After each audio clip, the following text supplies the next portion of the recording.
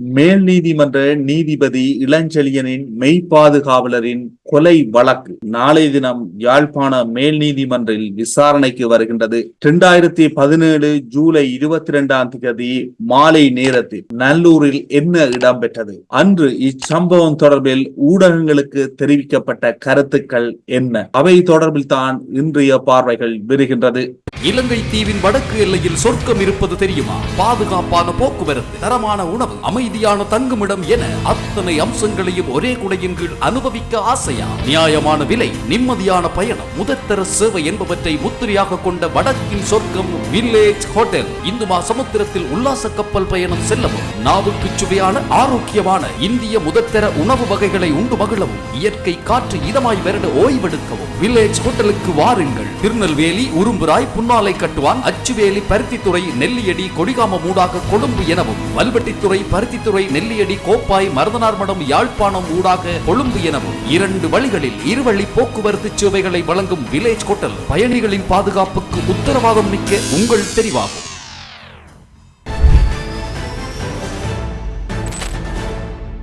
மேல் நீதிமன்ற நீதிபதி மாணிக்கவாசகர் இளஞ்செழியன் தமிழ் மக்கள் மத்தியில் மிகவும் பிரபல்யமானவர். பல முக்கியமான வழக்குகளில் அவருடைய பங்களிப்பு இருந்திருக்கின்றது. மரண தண்டனை தொடக்கம் பல்வேறு விதமான தண்டனைகளை அவர் கொடுத்திருக்கின்றார். எனினும் அவரது பேச்சுக்கள், செயற்பாடுகள், நீதிமன்றத்தில் தெரிவிக்கின்ற கருத்துக்களின் மூலம் தமிழ் மக்கள் மத்தியில் பிரபலமானவராக காணப்படுகின்றார். யாழ்ப்பாண மேல் நீதிமன்றத்தில் நீதிபதியாக பணியாற்றிய போது மாணிக்கவாசகர் இளஞ்செழியன் 2017 ஜூலை 22 மாலை யாழ்ப்பாணம் நல்லூர் பிரதேசத்தில் கோயில் வீதியினூடாக நல்லூர் சந்தியை கடக்க முற்பட்ட பொழுது ஏற்பட்ட விபரீதம் காரணமாக நீதிபதி இளஞ்செழியனின் மெய்பாதுகாவலர் இருவர் துப்பாக்கி பிரயோகத்துக்கு உள்ளானார்கள். துப்பாக்கி சூட்டுக்கு இலக்கான மெய்பாதுகாவலரில் இருவரில் ஒருவர் யாழ் போதனா வைத்தியசாலையில் அவசர சிகிச்சை பிரிவில் சிகிச்சை பெற்று பலனளிக்காது அன்றைய தினம் இரவு மரணமடைந்த துப்பாக்கி சூட்டுக்கு இலக்காகி உயிரிழந்த மெய்பாதுகாவலர் போலீஸ் கான்ஸ்டபிள் சரத் பிரேமச்சந்திர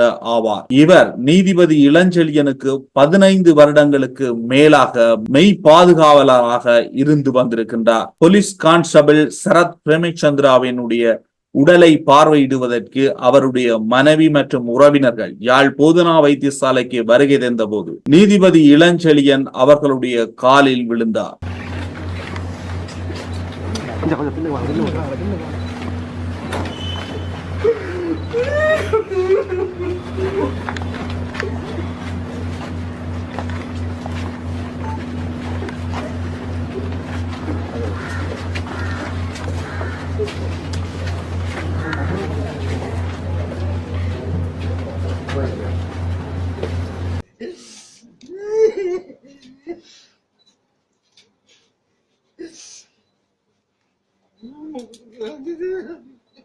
இந்த துப்பாக்கி சூட்டு சம்பவம் தொடர்பில் இருவர் கைது செய்யப்பட்டும் ஒருவர் சரணடைந்தும் இருந்தனர்.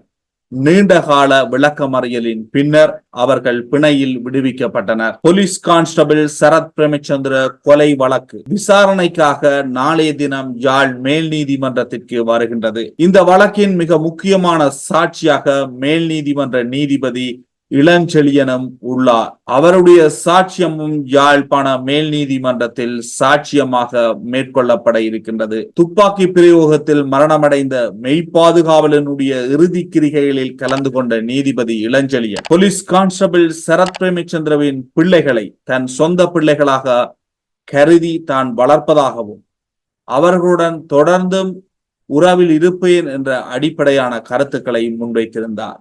அதன் பின்னர் அவர்களுடன் தொடர்ந்தும் இணைந்து பணியாற்றி வருகின்றார். துப்பாக்கி பிரயோகம் தொடர்பில் அன்றைய தினம் பல்வேறு கருத்துக்கள் நிலவியது. மேல் நீதிமன்ற நீதிபதி இளஞ்செழியன் தான் இலக்காக வைக்கப்பட்டு துப்பாக்கி பிரயோகம் மேற்கொள்ளப்பட்டதாக தெரிவித்திருந்தார். எனினும் நேரில் கண்டவர்கள் மற்றும் போலீஸ் தரப்பினரால் நீதிபதி இலக்கு வைக்கப்படவில்லை என்ற ஒரு கருத்து குறிப்பிடப்பட்டது. அன்றைய தினம் இச்சம்பவம் தொடர்பில் ஊடகங்களுக்கு தெரிவிக்கப்பட்ட கருத்துக்களின் தொகுப்பாக இனிவரும் வீடியோ அமையும். என்ன காரணத்திற்காக சந்தேக நபர்களான 3 பேருக்கும் பிணை வழங்கப்பட்டது தொடர்பிலும் அவர்களுடைய சட்டத்தரணியினுடைய கருத்தும் அதனைத் தொடர்ந்து வெளிவரும். பட்ட சம்பவம் இன்று 5:10 மணிக்கு நான் டெம்பிள் ரோட்டிலிருந்து நல்லூர் பின்வீதிக்கு வரும்பொழுது அந்த நாச்சந்தியில் என்னுடைய கார் நிறுத்தப்பட்டது டிராஃபிக்கு போக்குவரத்துக்காக. அப்பொழுது என்னுடைய மெய்ப்பாதுகாவலர் தன்னுடைய மோட்டார் பைக்கில் வந்தவர். மோட்டார் பைக்கில் வந்து டிராஃபிக்கை வாகனங்களை நிப்பாட்டி என்னுடைய வாகனத்தை செல்வதற்கு அரேஞ்ச்மெண்ட் செய்யக்கல. என்னுடைய வாகனம் நல்லூர் வாசலை நோக்கி திரும்ப டெம்பிள் ரோட் சந்தியில் நல்லூர் வாசல் நோக்கி திரும்பும் போது என்னுடைய மெய்ப்பாதுகாவலர் வந்த மோட்டார் பைக்கில் அவருடைய பெல்ட்டில் பிஸ்டல் தொங்கிக் கொண்டிருந்தது. அந்த பிஸ்டலை ஒரு சிவில் நபர் எடுப்பதை நான் பார்த்தேன். அந்த சிவில் நபர் உடனடியாக பிஸ்டலை எடுத்தபோது, அது பெல்ட்டில் இருந்தால் பிஸ்டல் எடுத்தபோது குறிக்கப்பட்ட பிஸ்டலை பறிப்பதற்கு என்னுடைய மெய்ப்பாதுகாவலர் போலீஸ் சார்ஜன் பறிக்க முற்பட்டார். அப்பொழுது நான் இறங்கி, இருவரும் இழுபட்டு கொண்டிருக்கும் போது இறங்கி பிஸ்டலை விடுறாண்டு கத்தி கொண்டு ஓடிய போது 8 அடி கிட்ட போன போது சரளமாக துப்பாக்கி பிரயோகம் செய்யப்பட்டது. அதில் சாஜன் நின்ற இடத்திலிருந்து நான் 6 அடி தூரத்தில் நின்றேன். துப்பாக்கி சாஜனுக்கு பட்டு மற்ற பக்கமெல்லாம் என்னுடைய பக்கமெல்லாம் திருப்பும் போது என்னுடைய மற்ற போலீஸ் கான்ஸ்டபிள் உடனடியாக ஓடி என்னை காருக்கு தள்ளிவிட்டு அவர் துப்பாக்கி பிரயோகம் செய்தார். அவர் செய்த துப்பாக்கி பிரயோகம் கோயிலின் பின்பக்கத்தில் இருந்த தகரங்களை துளைத்தது. வீதியில் இந்த சண்டை நடைபெற்று கொண்டிருக்கின்றது. அப்பொழுது அவர் சிவில் நபர் மீண்டும் நான் இருந்த பக்கம் திருப்பி போலீஸ் கான்ஸ்டபிளை நோக்கி சுட்டார். அப்பொழுது போலீஸ் கான்ஸ்டபிளுக்கு தோள்பட்டையில் சன்னம் பட்டது. போலீஸ் கான்ஸ்டபிள் 3-4 தடவை சுட்டதை நான் அவதானித்தேன். அந்த சன்னம் அவருக்கு பட்டதா என தெரியவில்லை. ஆனால் அவர் நொண்டி நொண்டி ஓடுவதை நான் அவதானித்தேன். இருப்பினும் காயத்துடன் கிடந்த மெய்ப்பாதுகாவலர் குளறிக்கொண்டு கிடந்ததை அவதானித்து உடனடியாக காரை பின்னோக்கி எடுத்து போலீஸ் சார்ஜனை என்னுடைய வாகனத்தில் ஏற்றி உடனடியாக நான் யாழ்ப்பாண போதனா சாலைக்கு கொண்டு வந்தேன். வரும்பொழுது உடனடியாக பிரதி போலீஸ் மாதிபருக்கும் தலைமை போலீஸ் பொறுப்பதிகாரிக்கும் அறிவித்து குறிக்கப்பட்ட சிசிடிவி கேமரா அந்த பிரதேசத்து அனைத்து நடவடிக்கைகளையும் பரிசோதித்து பாதுகாப்பு பலப்படுத்தி கைது செய்யும் நடவடிக்கையை மேற்கொள்ளுமாறு அவர்களுக்கு அறிவுறுத்தல் வழங்கினேன். குறிக்கப்பட்ட துப்பாக்கி பிரயோகமானது வழமையாக நான் டெம்பிள் ரோட்டால் தான் போய் வருவது வழக்கம். அந்த டெம்பிள் ரோட்டில் போய் வந்ததை அவதானித்ததன் அடிப்படையில் இந்த துப்பாக்கி பிரயோகம் செய்யப்பட்டிருக்கலாமா என்ற சந்தேகம் எனக்கு எழுகின்றது. ஏனெனில் அண்மை காலமாக நடைபெறுகின்ற பரதூரமான வழக்குகள் அனைத்தையும் கையாளுகின்ற நீதிபதியாக இருப்பதால் அத்தகைய ஒரு சூழ்நிலை இருக்கும் என நான் எதிர்பார்க்கின்றேன். ஏனெனில் அவர் அந்த துப்பாக்கியை லோட் பண்ணின விதம் மிகவும் ஒரு அனுபவம் உள்ள ஒரு நபர் லோட் பண்ணிய அனுபவத்தை நான் பார்த்தேன். அந்த துப்பாக்கி லோட் பண்ணியவுடன் அவர்கள் சாஜன் மீது துப்பாக்கி பிரயோகம் செய்து மற்ற பக்கம் திருப்பி நான் ஓடிய பொழுது என்னுடைய திசை பக்கம் திருப்பி துப்பாக்கி பிரயோகம் செய்ய முயற்சித்த போதுதான் போலீஸ் கான்ஸ்டபிள் அவரை நோக்கி துப்பாக்கி பிரயோகம் செய்து என்னை காருக்குள் போகும்படி சொல்லிவிட்டு அவர் துப்பாக்கி பிரயோகம் செய்தார். அதில் இருவருக்கும் அந்த நாச்சந்தி நல்லூர் பின்வீதி நாச்சந்தியில் ஒரு 5 நிமிடம் துப்பாக்கி பிரயோகம் நடைபெற்றது. இந்த சம்பவம் சம்பந்தமாக விசாரணைகள் நடைபெறுவதாக பிரதி போலீஸ் மாதிபர் அறிவித்துள்ளார். இந்த விடயம் என்னை பொறுத்தவரையில் ஒரு நீதித்துறைக்கு விடப்பட்ட சவாலாகவே நான் கருதுகின்றேன். அண்மை காலமாக நடைபெறுகின்ற வழக்குகள் யாவும் உயிர் அச்சுறுத்தல் உள்ள வழக்குகளாக இருப்பதும் காரணமாக இருக்கலாம் என்ற சந்தேகம் எனக்கு எழுகின்றது. ஏனெனில் என்னுடைய போலீஸ் சார்ஜனை ஒருவருக்கும் தெரியாது, என்னுடைய போலீஸ் கான்ஸ்டபிளை ஒருவருக்கும் தெரியாது, அவர்களை இலக்கு வைக்க வேண்டிய அவசியமும் இல்லை. ஆகவே இது சம்பந்தமாக பாதுகாப்பு அமைச்சும் நீதி அமைச்சும் நீதிச்சபை ஆணைக்குழுவும் எனது பிரதம நீதியரசரும் தகுந்த நடவடிக்கை எடுக்க வேண்டும் என்பதையும் இச்சந்தர்ப்பத்தில் நான் கூறி வைக்க விரும்புகின்றேன். விசாரணை மூலம் இந்த நபர் மேல் நீதிமன்ற நீதவானுக்கு ஏதாவது செய்ய வேண்டும் என்று உள்ளத்தோடு வந்தாரா, இல்லாட்டி அந்த சந்தர்ப்பத்திலே தான் மதுபானம் அறிந்திருந்தபடியால் தான் தப்புக்காக செய்தார்னு சொல்லி அதை நாங்கள் இன்னும் விசாரித்து கொண்டு இருக்கின்றோம். நீதிபதி அவர்கள் ஐயாவின் வாகனத்துக்கு எதுவிதமான டேமேஜும் இல்லை.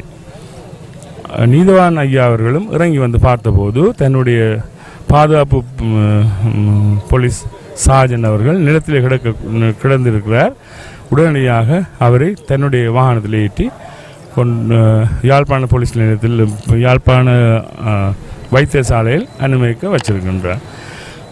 இது எங்கள் எங்கள் விசாரணையின் பின்பு தான் எங்களுக்கு சொல்ல முடியும் இது எப்படியா நடந்தது, யாருக்காக செய்தது, என்ன செய்ததுன்னு சொல்லி எங்களுக்கு இன்னொரு 2-3 நாளில் எங்களுக்கு அறியலாம். ஆனால் நான் இப்போது ஸ்தலத்தில் நிற்கின்றேன்.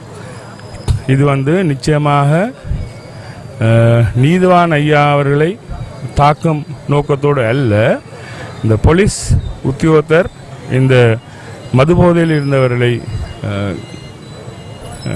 கண்டிப்பதற்காக எடுத்த நடவடிக்கையின் பிரதிபலிப்பு என்றுதான் எனக்கு தற்போது சொல்ல முடியும். நீதவான் ஐயா அவர்களுக்கு ஏதாவது மரண அச்சுறுத்தல் இருந்தால் நிச்சயமாக அவர் வாகனத்துக்கு சூடுபட்டிருக்க வேண்டும். அப்படி எதுவுமே இல்லை. நீதவான் ஐயா அவர்களும் வெளியால் இறங்கி தான் வந்திருக்கிறார், அந்த சார்ஜென்ட்டும் அந்த குற்றவாளியும் செய்த நடவடிக்கையை பார்த்து கொண்டு இருந்திருக்கார். அந்த நேரத்திலே நீதவான் ஐயா அவர்களுக்கு சுட வேண்டும் என்று சொன்னால் அந்த குற்றவாளியால் நேராக அவரை சுட்டிருக்கலாம். அந்த நேரத்திலே அந்த துவக்கு குற்றவாளியில் கையில் இருந்தது. ஆனால் அப்படி ஒரு சம்பவம் நடக்கலை. நிச்சயமாக இது அந்த சந்தர்ப்ப சூழலில் நடந்த விஷயங்களே ஒழிய நீதவான் ஐயா அவர்களுக்கு ஒரு விதமான மரண அச்சுறுத்தலும் யாழ்ப்பாணத்தில் இல்லை என்று எங்கள் விசாரணை மூலம் எனக்கு அறிந்தது உண்மை. இன்னும் ஒரு வாரத்துக்குள் நாங்கள் அறிஞ்சு உங்களுக்கு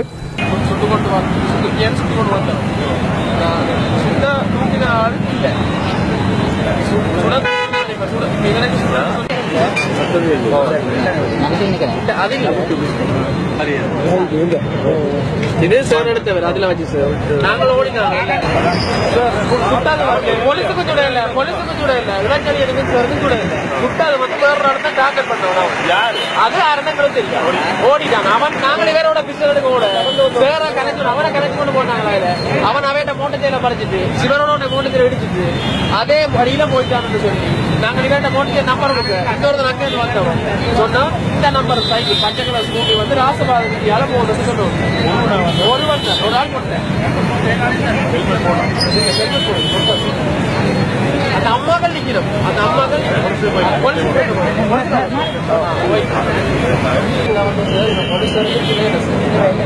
நேரில் வந்தவன் சார் அவன் 10 ரவுண்ட்ஸ் அடிச்சவன் தொடர்ந்து பிடிச்சவன் ஒரே விட்டு விட்டு அடிக்க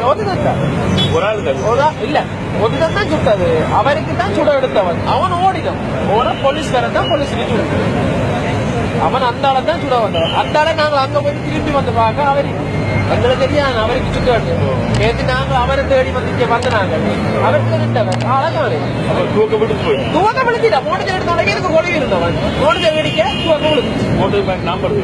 அதான் அந்த ஐயாயிரம் சைக்கிள் வேற ஆக்கிற சைக்கிள் அவன் நடந்தான் வந்து சைக்கிள் வேற இல்ல சார் அவன் நடந்தான் அவன் நடந்து வந்து ஒரு வண்ட அம்மா பிடிச்சி தள்ளி விழுந்துட்டு பைக் எடுத்தோட சிவரோட அடிக்கதான் பிஸ்டல் விழுந்தார். பிஸ்டல் விழுந்து முடிய அவன் பிஸ்டலை பார்க்கல.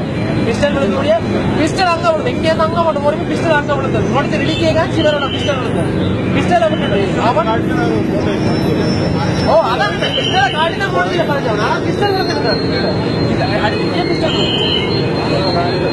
தாக்கல் செய்யப்பட்ட பி அறிக்கையில் எந்த ஒரு இடத்திலும் மேல் நீதிமன்ற நீதிபதி இளஞ்செழியன் ஐயா அவர்கள் பிரசன்னமாக இருந்தது தொடர்பிலோ அல்லது இத்தாக்குதலானது அவருக்காக நடத்தப்பட்ட ஒரு தாக்குதலாக கருதப்படலாம் என்ற தொடர்பிலோ எந்த ஒரு அறிக்கையும் சமர்ப்பிக்கப்படாதனாலும் அவ்வாறு தாக்கல் செய்யப்படாதனாலும் அது குறித்த நீதிபதியை இலக்கு வைத்ததாக கருதப்படவில்லை என்று எங்களுடைய மறுப்பு தெரிவிக்கப்பட்டிருந்தது.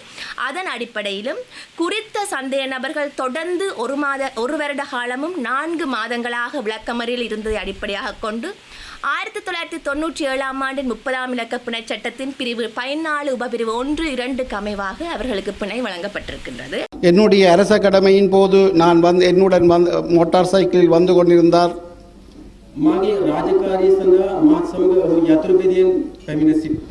சீருடையுடன் துப்பாக்கியுடன் வந்து கொண்டிருந்தார். குறிக்கப்பட்ட துப்பாக்கிதாரியால் பறிக்கப்பட்ட போது ஒரு துப்பாக்கிதாரியின் சேட்டை ஒரு கையால் பிடித்து மற்றொடைய கையால் அவருடைய தொண்டியை நெரித்தார்.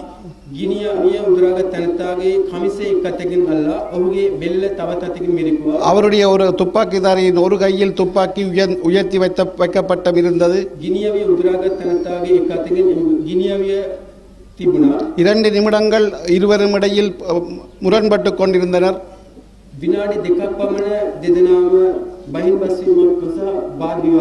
காரில் இருந்து துப்பாக்கியை பறிப்பதற்காக துப்பாக்கியை போடடா என்று சொல்லிக் கொண்டு ஓடினேன்.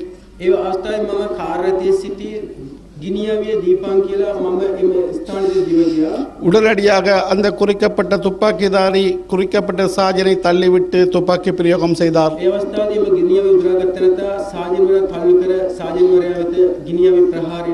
என்னுடன் வந்த மத்திய போலீஸ் என்னை நோக்கி குறிக்கப்பட்ட துப்பாக்கி திருப்பப்பட்ட போது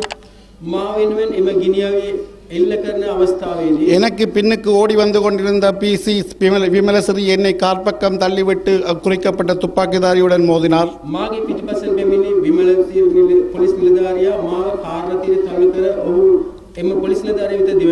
5 நிமிடங்கள் இருவரும் துப்பாக்கி பிரயோகம் செய்தனர். விமலசிறிக்கும் அவருடைய தோள்பட்டையில் துப்பாக்கி சின்னம் விழுந்தது. 2 பேருடைய துப்பாக்கி சின்னங்களும் முடிந்து விட்டன. துப்பாக்கிதாரி வீதியில் ஓடிக்கொண்டிருந்தார். நீதிபதிக்கு பாதுகாப்பு கொடுக்க வந்த இருவரும் துப்பாக்கி பிரயோகத்தில் கீழே விழுந்து கிடந்தார்கள். நானும் எனது சாரதியும் காயமடைந்த நபரும் குறிக்கப்பட்ட சரத் ஹேமச்சந்திரவை காரில் ஏற்றி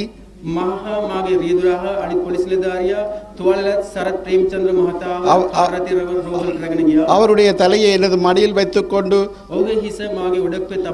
4 நிமிடத்தில் யாழ்ப்பாண போதனா வைத்தியசாலை சென்றடைந்தேன். 5:25 மணியிலிருந்து 10:30 மணி வரை அவருக்கு சத்திர சிகிச்சை நடைபெற்றது. நான் அங்கேயே இருந்தேன். 12:20 அவருடைய உயிர் பிரிந்தது.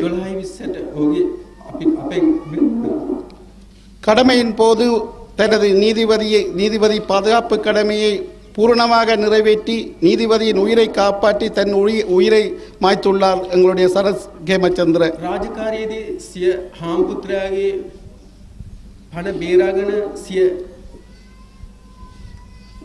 පණ පරිදුත ඔහු අපි මෙලොවෙන් වෙන්නුණා. அவருடைய குழந்தைகளை நான் நிச்சயம் பார்ப்பேன். ඔහුගේ දරුවන් මම ඉදිරි අනාගතයේදී අනිවාර්යයෙන්ම මම බලා ගන්නවා. எனக்கு 2 ஆண் குழந்தைகள். මට පිරිමි දරුවන් දෙදෙනෙක් සිටිනවා. எனக்கு பெண் குழந்தை இல்லை. මට ගෑනු දරුවන් නැහැ. ஹேமச்சந்திரவின் பெண் குழந்தையை எனது குழந்தைமாய் பார்ப்பேன். හේමචන්ද්‍ර නිලධාරියාගේ හැන් දරුවා මහගේ දරුවෙක් ලෙස මම සලකනවා. அவருடைய ஆண் குழந்தையை நான் பார்ப்பேன். ඔහුගේ පිරිමි දරුවාද ඒ ආකාරයෙන් මම සලකනවා. எனது உயிர் என் உடலிலிருந்து பிரியும் வரையும் அவர்களை நான் நிச்சயம் பார்ப்பேன். මෙලොවෙන්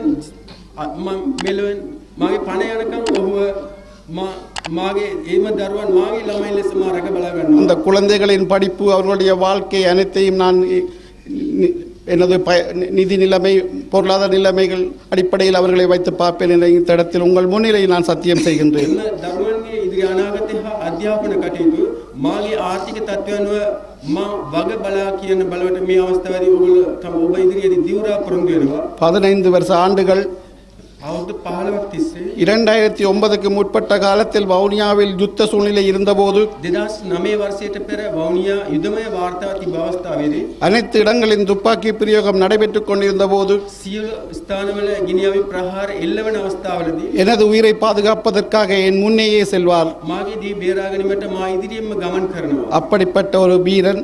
එවැනි වීර පුත්‍රයෙකු ஆனால் யாழ்ப்பாணத்தில் பிரச்சனையே இல்லை. නමුත් දැනට යාපන ප්‍රදේශයේ කිසිදු කලබලකාරී තත්ත්වයක් නැහැ. ஒரு பிரச்சனையும் இல்லாத நேரத்தில் මෙවැනි අවස්ථාවක குறிக்கப்பட்ட இந்த சம்பவம் நடைபெற்று முடிந்துவிட்டது. මෙවැනි සිද්ධිය සිදුවී අවසන් විය යුතුයි. அவருடைய குடும்ப உறுப்பினர்களுக்கு எனது அஞ்சலியை செலுத்துகின்றேன். ඒ අනුව ඔහුගේ පවුලේ අයවලුවන්ට මා ශෝකය ප්‍රකාශ කරනවා.